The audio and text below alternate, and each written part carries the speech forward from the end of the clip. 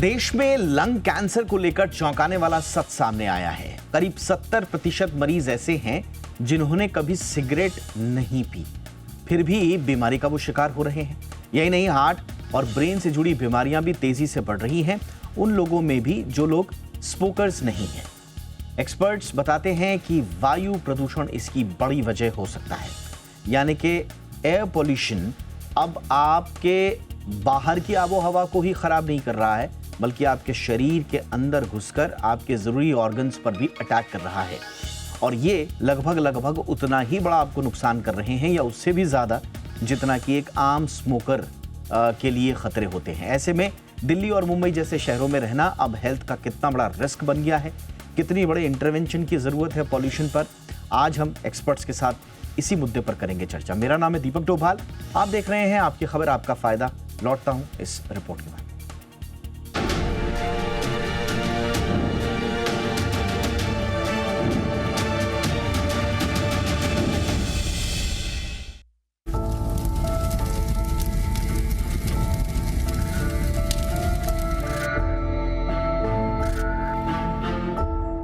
दिल्ली की हवा, सांसों में जहर और नतीजा फेफड़ों का कैंसर। अब ये बीमारी सिर्फ स्मोकर्स तक सीमित नहीं रही। सबसे ज्यादा चौंकाने वाली बात यह है कि जिन्होंने कभी सिगरेट नहीं पी, अब वो लंग कैंसर के तेजी से शिकार हो रहे हैं। दिल्ली में हुई एक ताजा स्टडी के मुताबिक 70% से ज्यादा फेफड़ों के कैंसर के मरीज नॉन स्मोकर्स हैं। और हैरानी की बात यह भी है कि महिलाओं में भी फेफड़ों के कैंसर के मामले तेजी से बढ़ रहे हैं। पहले ये बीमारी पुरुषों में ज्यादा दिखती थी, लेकिन अब ये फर्क तेजी से कम हो रहा है।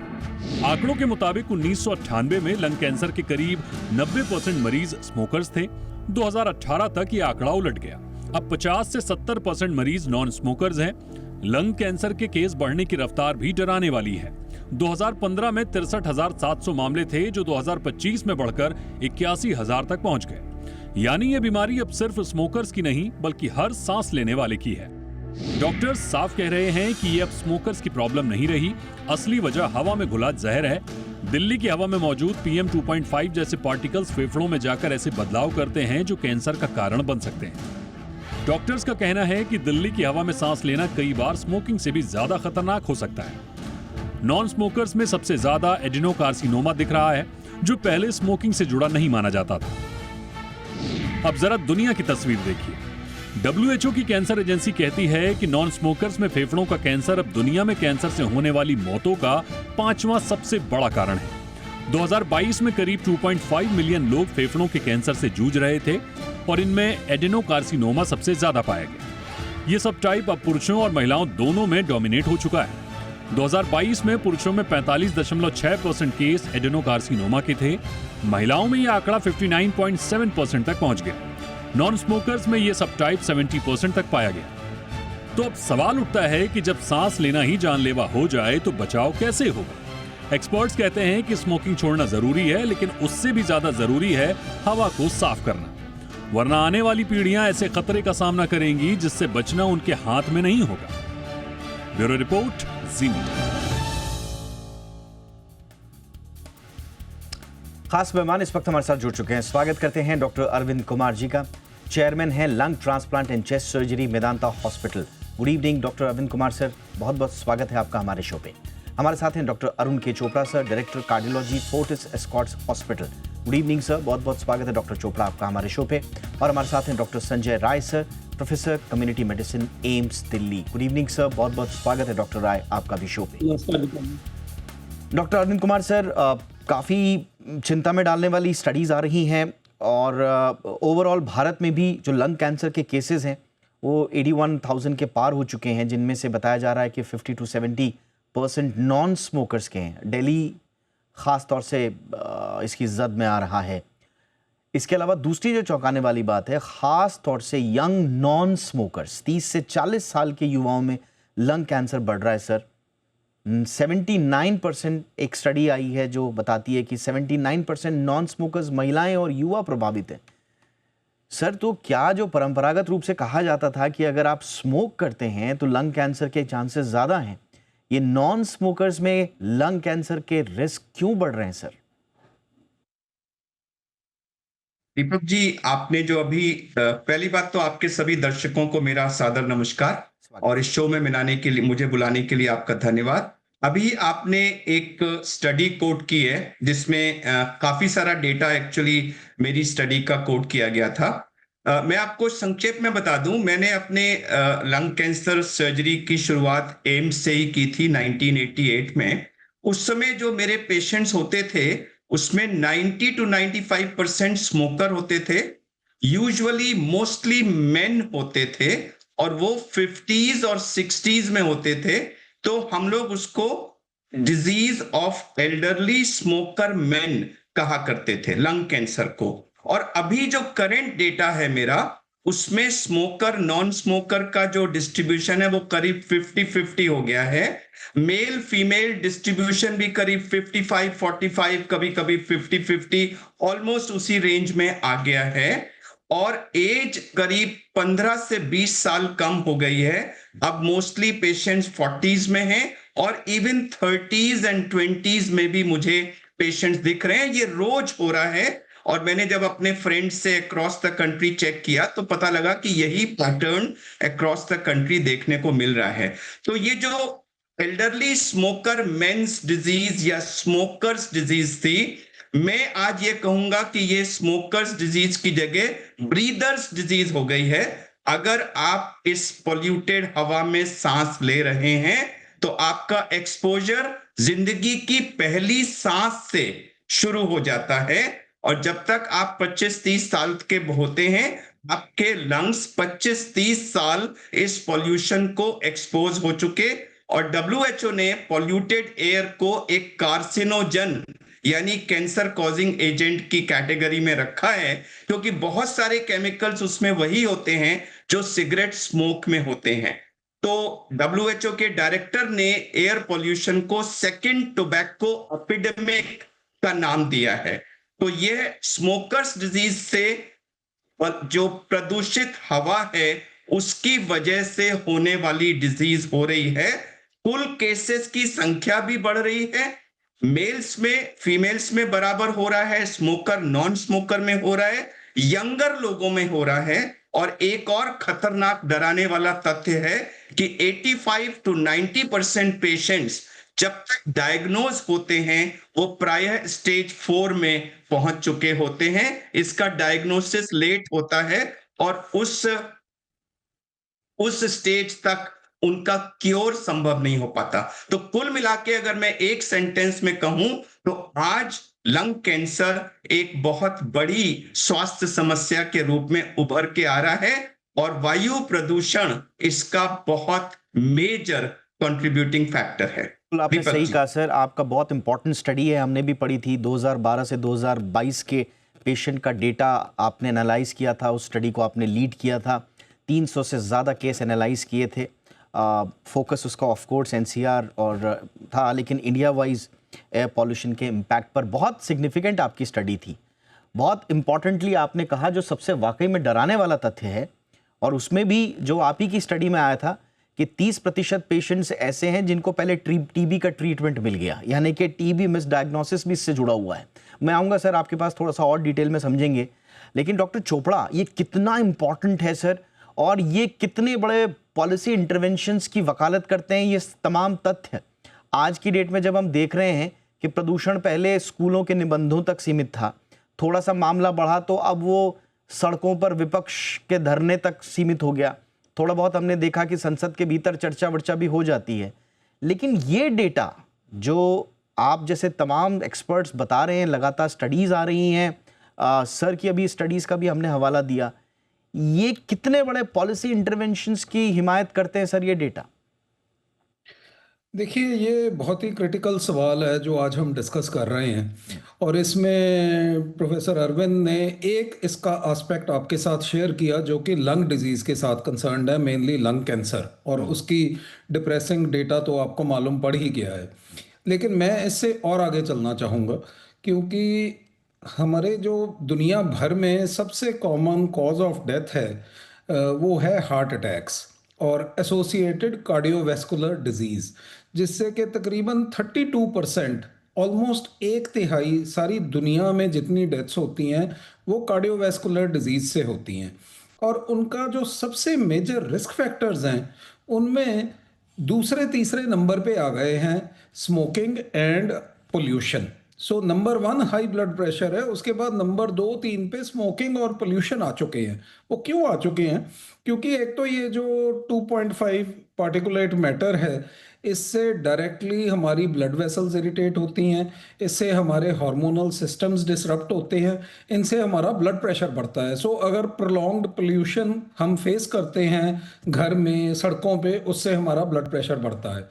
दूसरी चीज़ जो हमें नई चीज़ अभी 2-3 साल पहले ही मालूम पड़ी, वो एक इंडिया में ही स्टडी हुई है सीसीडीसी द्वारा, centres for chronic disease control, जिन्होंने बताया कि इस पार्टिकुलेट मैटर के एक्सपोजर से ब्लड शुगर भी बढ़ती है, इंसुलिन रेजिस्टेंस होता है और इस तरह डायबिटीज़ बढ़ती है। तो बीपी भी बढ़ता है, डायबिटीज़ भी बढ़ती है, और ये दोनों हार्ट अटैक के सबसे इंपॉर्टेंट रिस्क फैक्टर हैं। सो इस तरह हम जब पोल्यूशन के साथ जूझ रहे हैं तो सिर्फ लंग डिजीज और लंग कैंसर पे बात नहीं रुकती, बात और आगे जाती है। सो हाइपरटेंशन, डायबिटीज, हार्ट अटैक्स जो दुनिया भर में सबसे कॉमन कॉजेज ऑफ डेथ हैं वो हमारे यहाँ हो रहे हैं। अब आप देखिए, अगर आप बड़े कंट्रीज में जाते हैं, उनके आप कैपिटल्स देखते हैं वेस्टर्न कंट्रीज में, तो आपको जो पोल्यूशन का लेवल मिलता है, एयर क्वालिटी इंडेक्स 10 से कम मिलता है, ऑफन 10-20 मैक्सिमम, पर बड़े शहरों में 2, 3, 5 इस तरह के एयर क्वालिटी इंडेक्स हैं। तो हमारे 100 से नीचे तो कभी हमने शायद देखा ही नहीं है। तो हमारा तो एयर क्वालिटी इंडेक्स है ही बहुत पुअर। ऐसे एयर क्वालिटी इंडेक्स पे बाहर तो इमरजेंसी डिक्लेयर हो जाए, हम तो परमानेंटली इमरजेंसी में रहते हैं।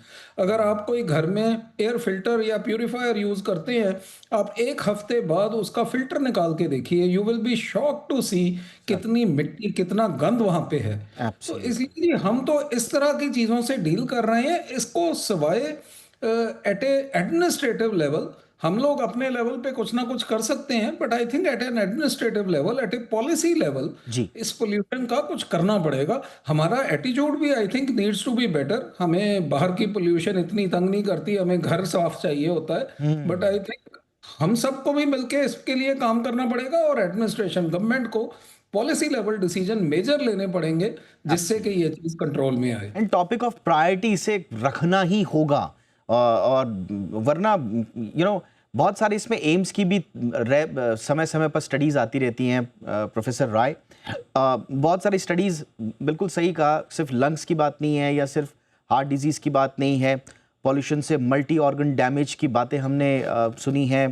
प्रोफेसर अनंत मोहन, एम्स के जो पल्मोनरी डिपार्टमेंट के हेड हैं, उनका एक स्टडी आया था, 10 से 15% रेस्पिरेटरी जो केसेस इंक्रीज हुए थे उनमें ऑब्जर्वेशन था। कैंसर का कारण है नहीं, इस बहस के बीच में कैंसर सर्वाइवल रेट डाउन हो रहा है, इसके कोरिलेशन वाली तमाम स्टडीज आ चुकी हैं।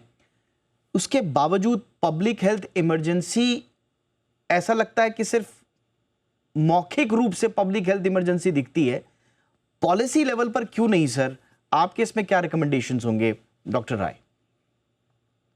जैसा अभी डॉक्टर अरविंद भी बता रहे थे, प्रॉब्लम है, आपने भी बताया, स्टडीज की कमी नहीं है, थाउजेंड्स में पब्लिश लिटरेचर अवेलेबल है, तो इसलिए मैं उस पर ज्यादा डिस्कस नहीं करना चाहता। पहले भी हम लोग इसी शो में जो है इस पर डिस्कस कर चुके हैं, तो उसका रिपीटिशन नहीं होना चाहिए। जहां तक रही कि पॉलिसी भी है, अगर आप देखिए तो ग्रेडिंग सिस्टम लगा हुआ है, बट उसका इम्प्लीमेंटेशन नहीं हो रहा है।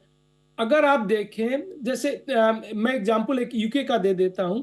यूके में क्लीन एयर एक 1956 में आया, क्योंकि वो सबको याद होगा कि वहां पे 50 और 60s में जो है ये बहुत बड़ी स्मोक की समस्या थी, वो एक काला अध्याय कहा जाता था।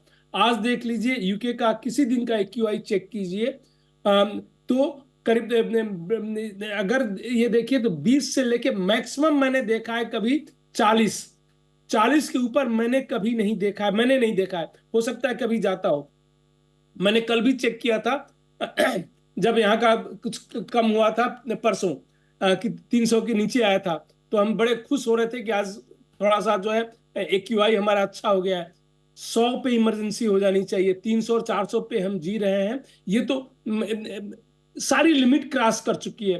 कुछ भी करना पड़े, स्वास्थ्य को जो है हमें प्राथमिकता देनी पड़ेगी, आज नहीं तो कल देंगे। कहीं ऐसा ना हो कि बहुत देर हो जाए जब हम प्राथमिकता देंगे। जो बातें हो रही थी कि कैंसर का एक कारण जो है, पहले सिगरेट को भी आज से 50 साल पहले नहीं मानते थे, जब तक पूरी रिसर्च नहीं आ गई कि सिगरेट जो है कॉजेटिव एजेंट है, सिर्फ एसोसिएशन तक पहले था। अब जो है जब हम ये स्टडी करते हैं, पाते हैं कि अच्छा दिल्ली में रहते हुए तो हम 20-30 सिगरेट, 40-40 सिगरेट जो है पर डे स्मोक कर रहे हैं। तो आप इसी सोचिए, किसी भी कैंसर का, बहुत सी बीमारियों का जो इनसे होता है, वो डोज एंड ड्यूरेशन का रिलेशन होता है। अगर इतना हैवी डोज ले रहे हैं तो बहुत लंबा ड्यूरेशन भी नहीं चाहिए। कि हम कहते हैं कि अगर 10 सिगरेट जो है 10 साल तक पीते रहे तो उसका इफेक्ट आना शुरू होता है, 20 सिगरेट जो है सिर्फ 5 साल पे, तो इस टाइप से उसका क्यूमुलेटिव इफेक्ट होता है। सो डोज एंड ड्यूरेशन, हमें जो है पॉलिसी, स्ट्रिक्ट पॉलिसी लेनी पड़ेगी। जैसे क्लीन एयर एक्ट 1956 में, उसका यूके में आया, उन्होंने इंप्लीमेंट किया और उसका रिजल्ट भी आया। सो थोड़ा सा स्ट्रिक्ट होना पड़ेगा कि स्वास्थ्य के साथ जो है हमें कोई समझौता नहीं करना पड़ेगा। एब्सोल्युटली। अगर आप देखिए जो AQI का हमने लेवल रखा हुआ है, वो WHO के नॉर्म से 2.5 गुना ज्यादा रखा हुआ है। वहां पे 20 है गुड का, हमने 50 रखा है कि लेस देन 50 अगर रहता है अप टू 50 हम कहते हैं कि गुड क्वालिटी है, ग्रीन दिखाई देता है। Absolutely. WHO ने ग्रीन 20 पे ही कहा है, उसके बावजूद ये हाल उसके है। बावजूद ये हाल है। आपने बिल्कुल सही तरफ इशारा किया सर। ये स्थितियां तब है जब हमने थोड़ा बहुत तब्दीलियां की हैं डेटा में और बेंचमार्क्स में, उसके बावजूद हमारे यहाँ ये हाल है। एक छोटे से ब्रेक के लिए मैं रुक रहा हूँ। ब्रेक के उस पार अपने तीनों डॉक्टर से हम समझेंगे कि अब करें क्या। आपने सिचुएशन कितनी गंभीर है ये समझ लिया, पॉलिसी इंटरवेंशंस कब होंगे, किस किस लेवल पे होंगे, ये बड़ा पेचीदा विषय है। इसके बाद अब रह जाता है कि आप और हम क्या करें। जब तक सरकारें कोई कदम उठाएं, उससे पहले हमको क्या करना है अपने लंग्स की, अपने ऑर्गन्स की रक्षा के लिए। ब्रेक के बाद इस पर चर्चा।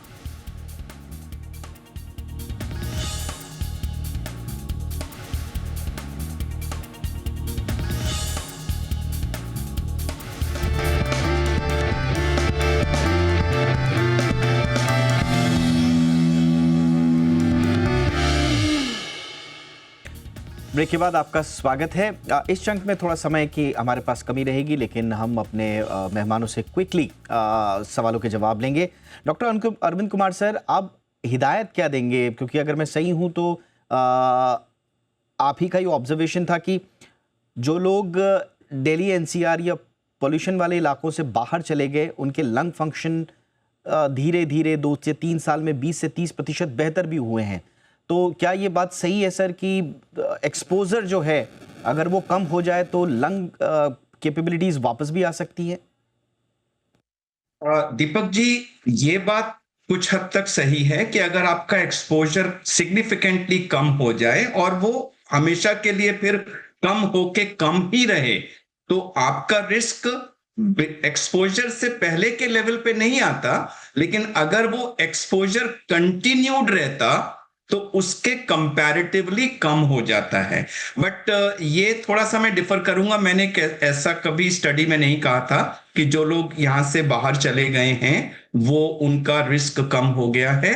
ये अक्सर मुझसे सवाल पूछा जाता है कि हम दिल्ली छोड़ के कहीं चले जाएं क्या? तो मैं उसका जवाब ये दूंगा दीपक जी कि आज कंट्री का 98% सरफेस एरिया जो है वो प्रदूषण से प्रभावित है। एक समय था शायद 10-15 साल पहले जब हम इसको दिल्ली सेंट्रिक या north India Indo Gangetic belt centric problem कहते थे। आज यह प्रॉब्लम पूरे देश में है। आप बॉम्बे का पिछले वर्ष का डेटा है, कई दिनों में बॉम्बे का AQI दिल्ली के AQI से वर्ष था।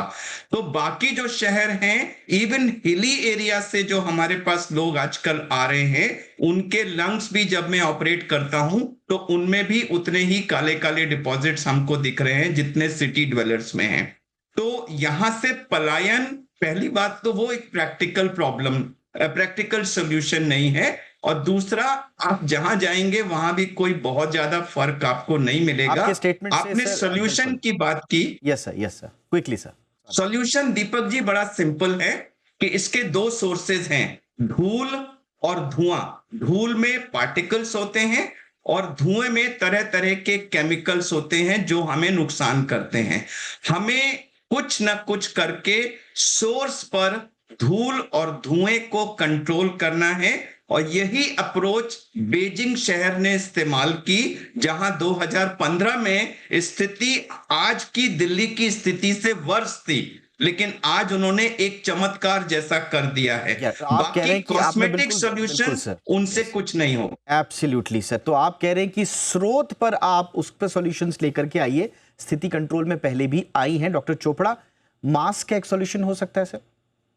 अजीज जी, मास्क जी, मास्क अच्छा, सॉरी, मास्क हो सकता है जी सोल्यूशन, बट ना ये हाउस होल्ड पोल्यूशन भी कोई कम नहीं है, बिल्डिंग्स के अंदर पोल्यूशन भी कम नहीं है। अगर आप चेक करेंगे तो आपको पता चलेगा कि बिल्डिंग्स के अंदर ठीक है, बाहर सड़क से पोल्यूशन कम है, बट बहुत कम नहीं है। सो वो एक शॉर्ट टर्म सोल्यूशन है, लॉन्ग टर्म सोल्यूशन नहीं है। फिर भी आप घर से बाहर निकलेंगे ही, आप चाहे व्हीकल में भी जाएंगे, कार में, बस में, किसी भी चीज में, अगर स्कूटर पे जाएंगे या मोटरसाइकिल पे जाएंगे तब तो ऑब्वियसली आप एक्सपोज्ड हैं। Right, तो ठीक है, डायरेक्ट स्मोक थोड़ा कम हो जाएगा, मगर this can't be a long term solution. Long term solution के लिए आपको वही जो हम बातचीत कर रहे हैं कि पॉलिसी इंटरवेंशन की आवश्यकता होगी। डॉक्टर राय, बहुत क्विकली, क्या सर लोग ये भी पूछ रहे हैं कि अगर लेट डायग्नोसिस हो रहा है और 30 से 40% non smoker lungs cancer stage 4 में पकड़े जा रहे हैं, तो सर शुरुआत में लो डोज सीटी स्कैन जैसे बीच बीच में टेस्ट करा लेने चाहिए सर? सीटी स्कैन कराने के भी एक अपने फाइनेंशियल के साथ साथ जो है एक्सपोजर का भी खतरा है। ये ऐसा कोई रिकमेंडेशन नहीं है कि लोगों को सीटी स्कैन कराते रहना चाहिए। वो डॉक्टर से संपर्क करें, डॉक्टर अगर एडवाइस करता है तो ये है। जहां तक कंट्रोल की बात है, देखिए कारण हमें जानना पड़ेगा। कारण अगर दिल्ली का देखिए, जो भी डेटा हमारे पास है, 90% जो है कारण है, किसके कारण से है? व्हीकल के कारण से है और इंडस्ट्रीज के कारण से है, पॉल्यूशन का जो है। 10% में वो पराली से लेके और सारे जो है इवन 2% से कम आते हैं। हम जो है आई वॉश करने के लिए पराली, पटाखे, ये सब करते रहते हैं, मेजर को एड्रेस नहीं करते हैं। अगर 400 है, व्हीकल को बंद करना पड़े, कंप्लीटली बंद कीजिए, एसेंशियल सर्विसेज को चालू रखिए, बट आप साथ खिलवाड़ नहीं कर सकते, तो स्ट्रिक्ट एक्शन की जरूरत है। एब्सोल्युटली सर, बिल्कुल आपने सही कहा। सही जो कारण है उनको पकड़ना होगा। इधर उधर की बातें करने से फायदा नहीं है। कभी पराली पर और कभी पॉलिटिकल आक्षेप, इनसे काम नहीं चलेगा। रूट कॉज पकड़ के उस पर आप कीजिए एक्शन, तब जाके बात बनेगी। बातें बहुत करनी थी, समय इतना ही था। आप तीनों का बहुत बहुत शुक्रिया, doctor Rai, doctor Chopra, doctor Arvind Kumar sir, बहुत बहुत शुक्रिया आप तीनों का। शो में इतना ही, इजाजत दीजिए, नमस्कार।